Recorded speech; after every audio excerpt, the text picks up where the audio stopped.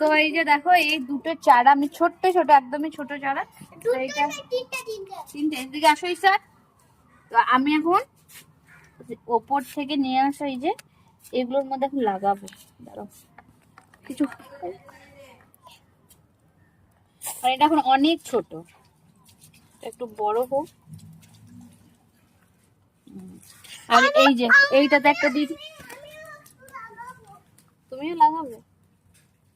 আর এই যে এইটাতে দুটোতে দুটো দিয়ে দিলাম।